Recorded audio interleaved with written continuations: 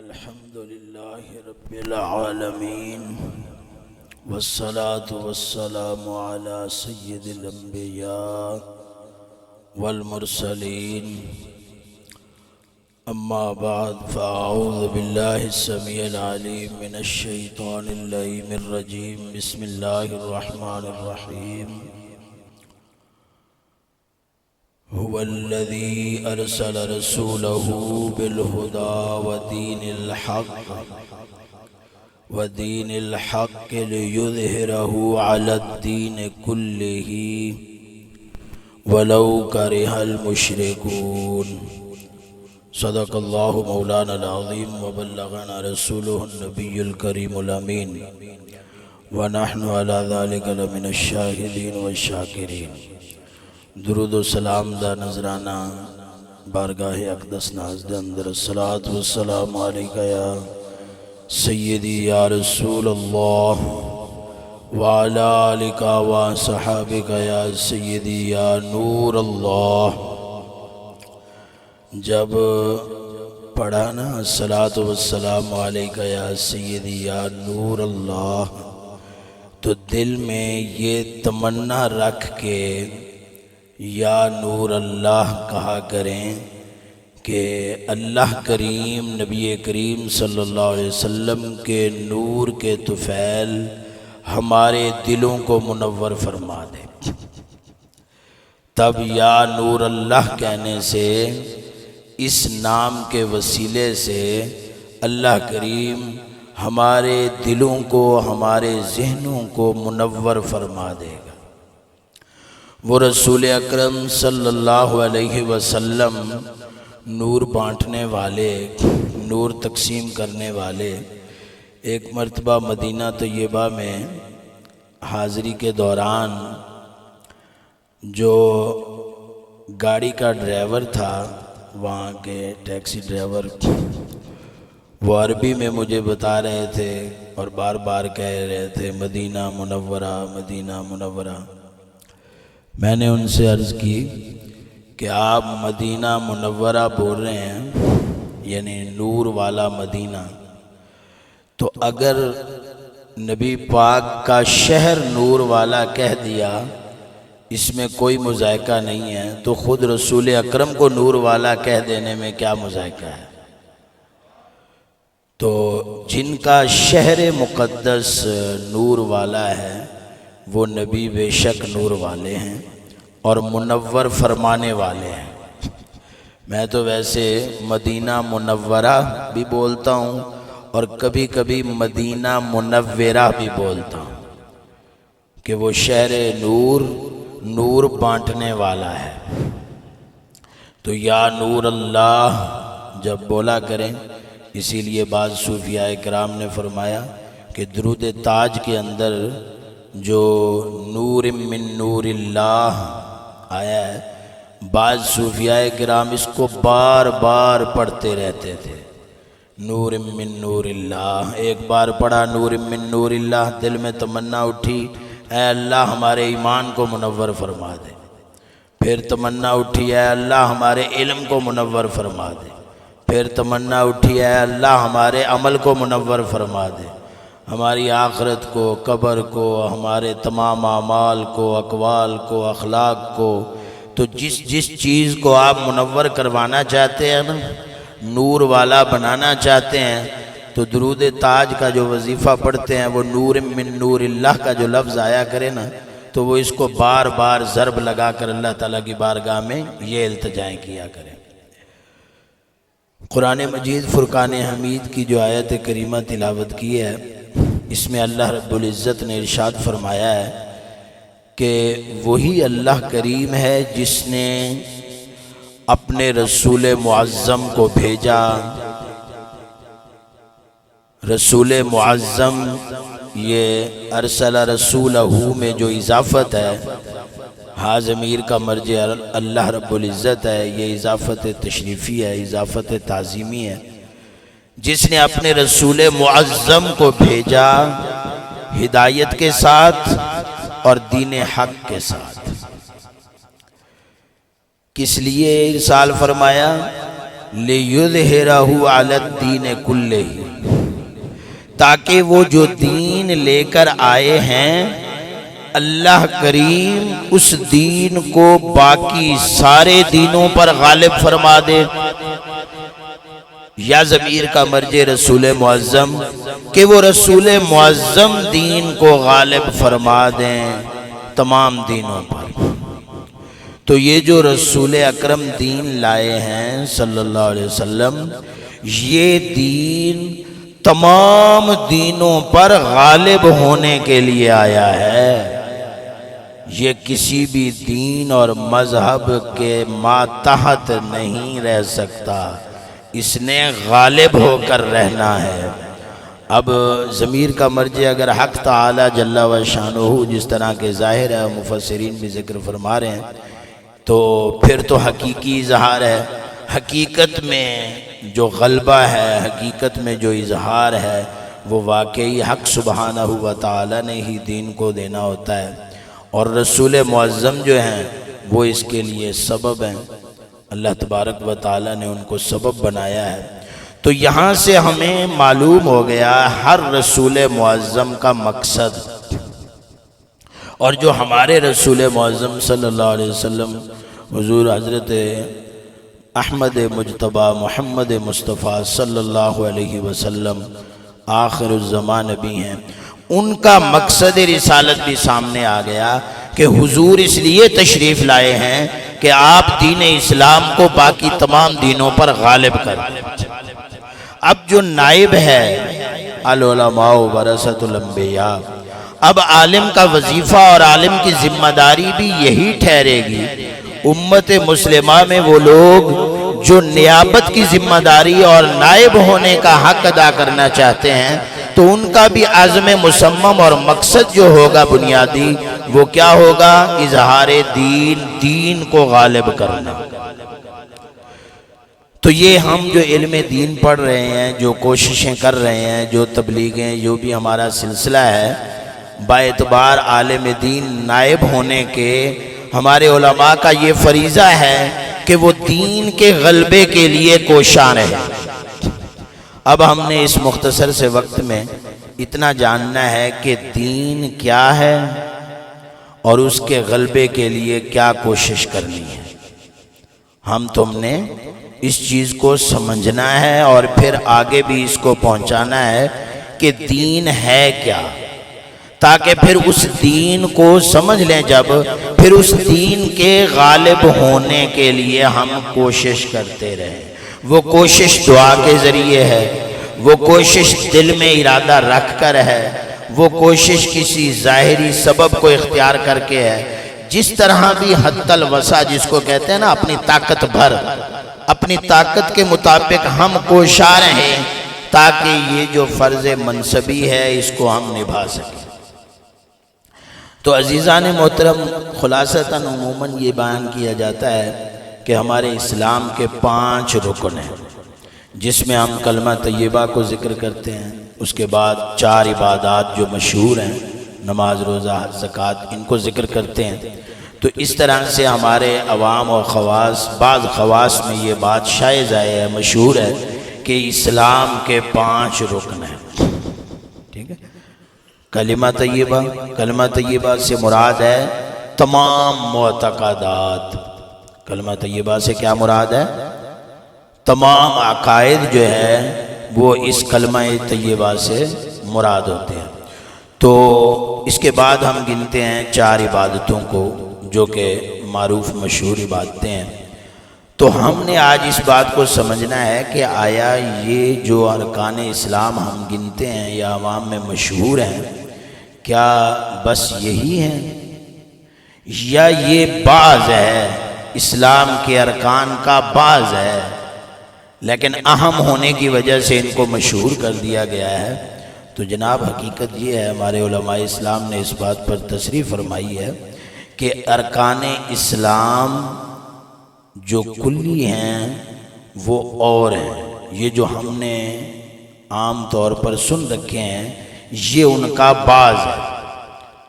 یہ میرے پاس فتاوی شامی ہے، اس کی کتاب الطہارت جہاں سے شروع ہو رہی ہے، تو اس کے اندر امام ابن عابدین شامی رحمہ اللہ اس چیز کی وضاحت فرما رہے ہیں کہ اسلام کی جو بنیاد ہے اور اسلام کے جو امور کے مدارات ہیں وہ 5 ہیں۔ یہ انہوں نے عبادات کو مقدم کرنے کی وجہ بیان کرتے ہوئے فرمایا اعلم ان مدار امور الدین علی الاعتقادات والآداب والعبادات والمعاملات والعقوبات۔ تو یہاں 5 چیزیں ذکر فرمائی ہیں، ان کو ہم اب عام فہم آسان لفظوں میں بیان کرتے ہیں اور تاکہ ہمارے عوام کے اندر بھی یہ بات شائع ہو، مشہور ہو کہ ہمارا دین جو ہے بنیادی کون سی چیزیں ہیں جن کو ہم دین اسلام کہتے ہیں۔ ان میں سب سے پہلی چیز ہے عقیدے۔ عقیدوں کے اندر عقیدہ جس میں ہم ایمان کا لفظ بھی بولتے ہیں، ایمان بالذوات، ایمان بالمغیبات اور ایمان بالکتب۔ ایمان بالذوات سے ہماری کیا مراد ہے کہ ذات باری تعالیٰ پر ایمان رکھنا، یعنی یوں سمجھیں آسان لفظوں میں ہم نے خود بھی اور اپنے بچوں کو بھی یہ تعلیم دینی ہے کہ اللہ سبحانہ و تعالیٰ کے بارے میں کیا عقیدہ رکھنا ہے، اس کی ذات کے بارے میں کیا عقیدہ رکھنا ہے اور اللہ تعالیٰ کی صفات کے بارے میں کیا عقیدہ رکھنا ہے۔ انبیاء اور رسول یہ بھی ذوات میں آتے ہیں، ان پر ایمان لانا ہے۔ نبی علیہ السلام جو ہوتے ہیں ان کے بارے میں کون سا عقیدہ رکھنا لازم ہے، کس چیز کا اثبات کرنا لازم ہے، کس چیز کی نفی لازم ہے۔ یہ وہ بنیادی اسلامی عقائد ہیں، اسلامی تعلیمات ہیں جن کا اہتمام نہ ہمارے گھروں میں کیا جا رہا ہے نہ ہمارے اداروں میں کیا جا رہا ہے، الا ماشاء اللہ کے استثناء کے ساتھ۔ تو ہم نے اپنے بچوں کو یہ الفاظ بھی یاد کرانے ہیں کہ بیٹا اللہ تبارک و تعالیٰ کی ذات کے بارے میں کیا عقیدہ ہونا چاہیے، اللہ تعالیٰ کی صفات کے بارے میں کیا عقیدہ ہونا چاہیے، اور ہمارے بچوں کو یہ الفاظ یاد ہونے چاہیے، یہ معنی مطالب سمجھ ہونے چاہیے کہ اللہ تبارک و تعالیٰ کی صفات جو ہیں وہ کتنی ہیں، صفات ذاتیہ جن کو کہا جاتا ہے۔ یہ ان سب چیزوں کی تعلیم ہمارا فرض ہے، والدین کا فرض ہے کہ وہ اپنے بچوں کو ان چیزوں کی تعلیم دیں۔ یہ ہو گیا معتقدات، عقیدے۔ اس کے بعد دوسری چیز وہ فرما رہے ہیں عبادات، اور نیچے جا کر عبادات کے بارے میں 4 مشہور عبادتیں ذکر فرما رہے ہیں، اور 5ویں چیز جہاد کو ذکر فرمایا، یعنی ہماری عبادات کے اندر جہاد بھی شامل ہے۔ تو پہلی چیز ہو گیا عقیدے، دوسری ہو گیا عبادتیں، اور عبادتوں کے اندر کیا چیز گننی ہے ہم نے؟ نماز، روزہ، حج، زکوٰۃ، اور جس کو ہم بھولے ہوئے ہیں، جس کو بلکہ ہمارے معاشرے میں ایک تانا بنا دیا گیا ہے دہشت گردی قرار دے کر بڑی سازشوں کے ساتھ۔ تو یہ جہاد ہماری عبادات میں سے ہے، جس طرح نماز ہے عبادت من حیث العبادت، جس طرح روزہ ہے، زکوٰۃ ہے، جہاد بھی اسی طرح سے کیا ہے؟ عبادت الہیہ ہے۔ اور اس کے بعد آداب، اخلاق۔ آداب اور اخلاق اس کے معنی ہوتے ہیں، ایک ہوتا ہے دل کے احوال، ہمیں جاننا چاہیے کہ ہمارے دل کے کیا کیا حال ہوتے ہیں، توکل، اللہ تعالیٰ پر بھروسہ کیا ہوتا ہے، یہ کس طرح سے پیدا ہونا ہے۔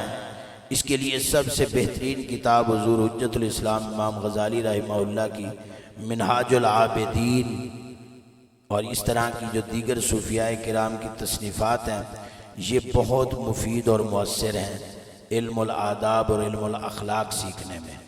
احوال دل ہوں یا انسان کے جو اخلاق ہیں ان کے بارے میں ہم نے سیکھنا ہے، کیونکہ یہ بھی ہمارے دین اسلام کا بنیادی رکن ہے۔ یہ 3 چیزیں ہو گئیں، عقیدے، عبادتیں اور اخلاقیات۔ اور چوتھی چیز معاملات۔ معاملات کے اندر اگر دین نہ ہو تو عبادات والا دین مؤثر نہیں رہتا۔ آپ نے کئی بار سن رکھا ہوگا کہ حرام کا لقمہ اگر پیٹ میں چلا جائے تو نہ عبادتیں قبول ہوتی ہیں نہ دعائیں قبول ہوتی ہیں۔ تو ہم نے کھانے پینے کو، اپنے رہن سہن کو اگر حرام سے بچانا ہے تو ہمیں معاملات میں دین نافذ کرنا پڑے گا، تب جا کر ہماری عبادات کا نور جو ہے وہ ہمیں حاصل ہو سکتا ہے۔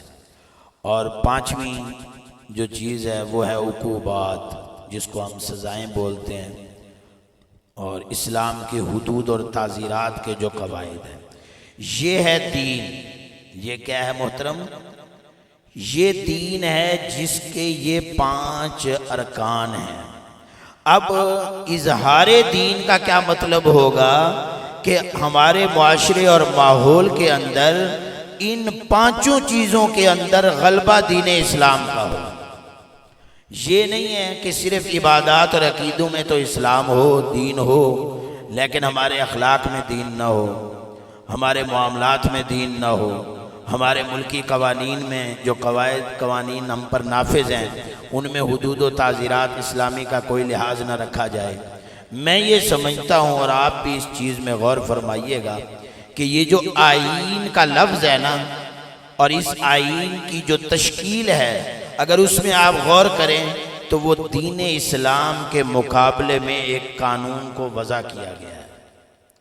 آپ نے دین کی تعریف پڑھ سن رکھی ہوگی، وضع الہی یدعو اصحاب العقول الی قبول ما هو عند الرسول ما هو عن الرسول صلی اللہ علیہ وسلم۔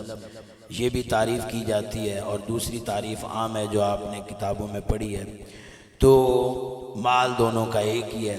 مطلب کیا ہے؟ دین اللہ تبارک و تعالیٰ کی طرف سے وضع ہے، وہ اللہ تبارک و تعالیٰ کے وضع کردہ قوانین کا نام ہے، جو ہمیں اس چیز کی طرف بلاتا ہے کہ ہم صرف اس کو قبول کریں جو رسول معظم سے ہم نے لیا ہے۔ وہاں کوئی مقننہ کمیٹی نہیں ہوتی، وہاں کوئی سینٹ کے ممبران نہیں ہوتے، قانون ساز اسمبلی نہیں ہوتی، بلکہ رسول معظم صلی اللہ علیہ وسلم جو فرما گئے ہیں اس کو سمجھنا ہے اور اس تک پہنچ کر اس پر عمل کرنا ہے۔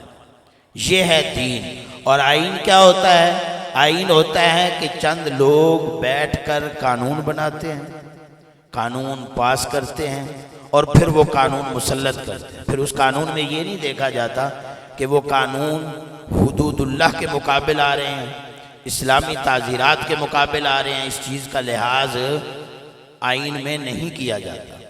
تو میرے عزیز، ہم نے آئین کی سربلندی کے لیے سرگرم نہیں رہنا، ہم نے دین کی سربلندی کے لیے کوشش کرنی ہے۔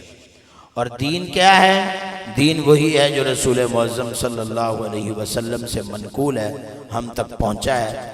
تو ہمارا یہ فرض بنتا ہے کہ ہم اپنے بچوں کی بھی یہ تربیت کریں، ہم اپنے متعلقین سامعین کی بھی یہ ذہن سازی کریں کہ دین کیا ہے۔ دین ان 5 بنیادی چیزوں کا مجموعہ ہے۔ میں پھر سے گن دیتا ہوں تاکہ یاد رہیں: اعتقادات اور عبادات، آداب، معاملات، عقوبات۔ یہ علماء اور طلباء کے لیے الفاظ ہیں، عوام الناس میں یہ الفاظ آپ شائع کریں۔ عقیدے، عبادتیں، اخلاقیات اور معاملات اور سزائیں، اسلامی سزائیں۔ تو یہ جو 2 چیزیں ہیں، اسلامی سزائیں اور معاملات، ان کے احیاء کے لیے آپ نے سرگرم عمل رہنا ہے۔ جب ہم سمجھیں گے کہ یہ دین ہے کل، تو اس میں ہر شعبے کو زندہ کرنے کے لیے ہم کوشش کریں گے۔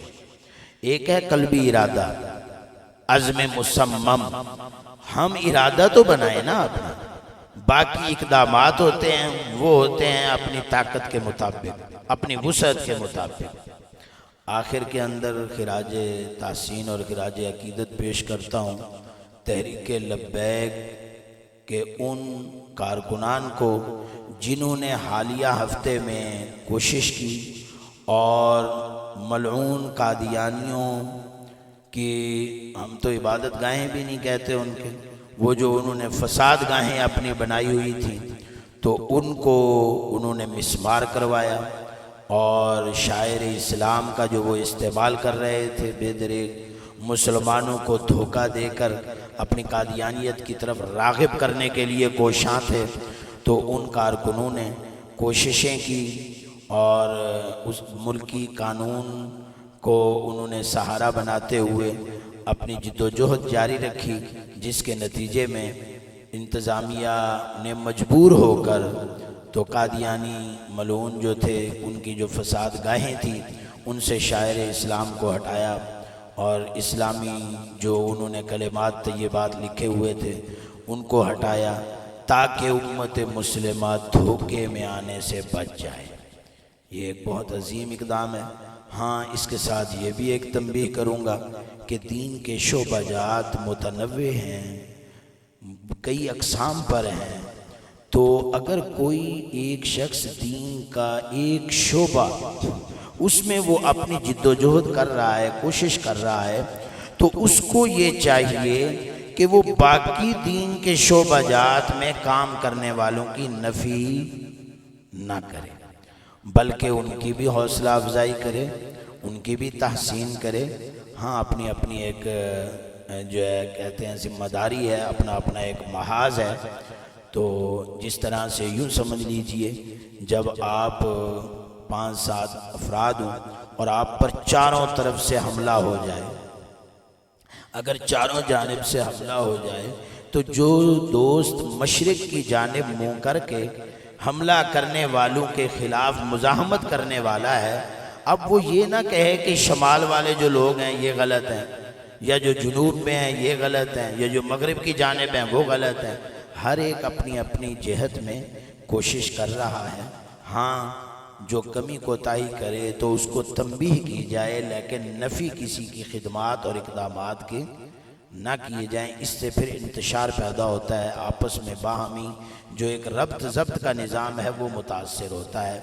اللہ تبارک و تعالی جل شانہ کی بارگاہ میں دعا ہے کہ رب کریم ہمیں دین کی کامل سمجھ عطا فرمائے، ہمیں اور ہمیں متعلقین کو یہ سمجھنے کی توفیق عطا فرمائے کہ ہمارا دین کیا ہے، اور پھر دین کے غلبے کے جو اسباب ہیں اللہ تبارک و تعالی وہ اسباب ہمارے لیے مہیا فرمائے، ہمارے اندر یہ عزم پیدا فرمائے کہ ہم غلبہ دین کے لیے شب و روز، ہمارا رات دن کا کوئی لمحہ بھی اس چیز سے خالی نہ ہو، ہم ہر وقت اس جذبے میں رہیں، کبھی رو کر دعائیں کریں، کبھی سجدے میں پڑھ کر دعائیں کریں، کبھی نوافل ادا کر کے اللہ تعالیٰ کی بارگاہ میں عرض کریں کہ اے مالک، ہم نہتے ہیں، ہم مسکین ہیں، ہماری مدد فرما اور غلبہ دین ہمیں عطا فرما۔ تو اس غلبہ دین کے لیے جو بھی کوشاں رہے ہیں وہ ضرور اللہ تعالیٰ کے نزدیک سبحان اللہ ماجور ہوتے ہیں، اجر پاتے ہیں۔ تو ہم تم یہ ہماری ذمہ داری ہے کہ ہم دین کا کامل فہم حاصل کر کے تو دین کا کامل فہم وہی ہم پھیلائیں، اس کی اشاعت کریں اور لوگوں کو اس چیز کی طرف بلائیں کہ مل کر غلبہ دین کے لیے کوشش کریں۔ اللہ تبارک و تعالی ہمارا حامی و ناصر ہو۔ اپنا بچے آؤ بیٹا،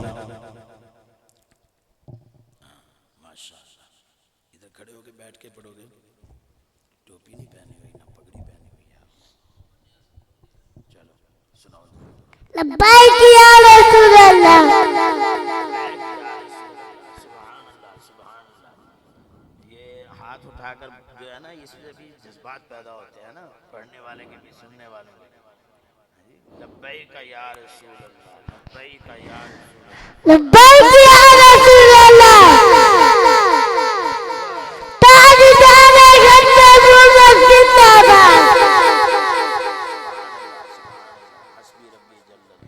SP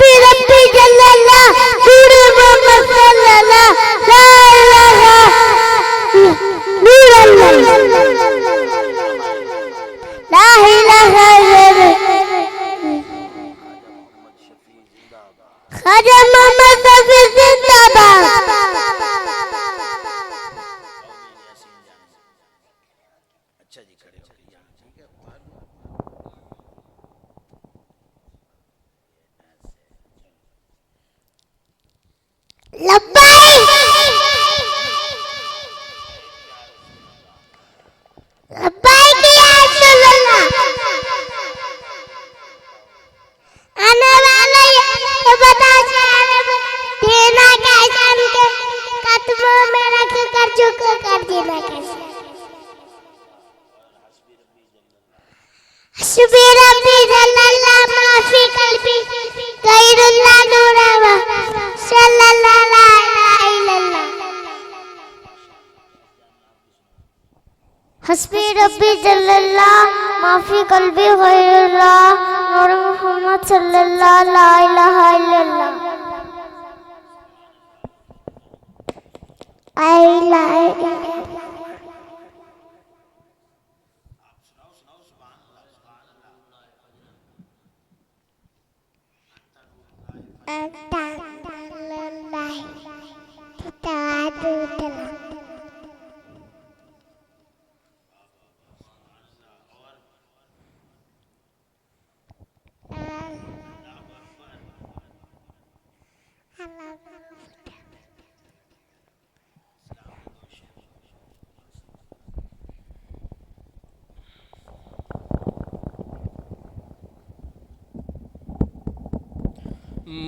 مصطفیٰ جان رحمت پہ لاکھوں سلام مصطفیٰ جان رحمت پہ لاکھوں سلام شمع بز میں ہدایت پہ لاکھوں سلام مصطفیٰ جان رحمت پہ لاکھوں سلام دو جہاں مل کر جو کی روٹی غذا دو جہاں مل کر اور جو کی روٹی غذا دو جہاں مل کر اور جو کی روٹی غذا اس شکم کی کائنات پہ لاکھوں سلام مصطفیٰ جان رحمت پہ لاکھوں سلام اور صاحب رجعت شمس و شکل قمر صاحب رجعت شمس و شکل قمر صاحب رجعت شمس و شکل قمر نائب دست قدرت پہ لاکھوں سلام مصطفیٰ جان رحمت پہ لاکھوں سلام شمع بز میں ہدایت پہ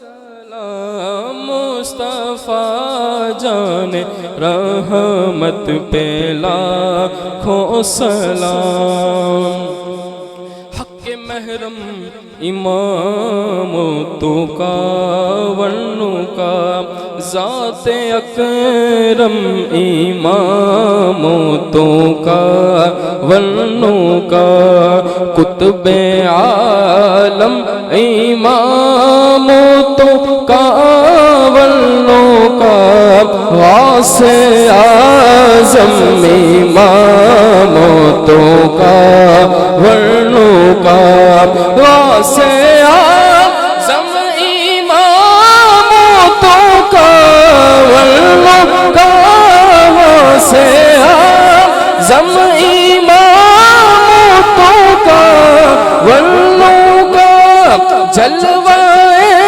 شان قدرت پہ لاکھوں سلام مصطفیٰ جان رحمت پہ لاکھوں سلام اور جس نے ادب کا سبق پڑھایا ہمیں جس نے جام غیرت کا پلایا ہمیں جس نے کفر مخالف بنایا ہمیں جس نے کفر مخالف بنایا ہمیں میرے خواجہ کی عظمت پہ لاکھوں سلام، مصطفیٰ جان رحمت پہ لاکھوں سلام، شمع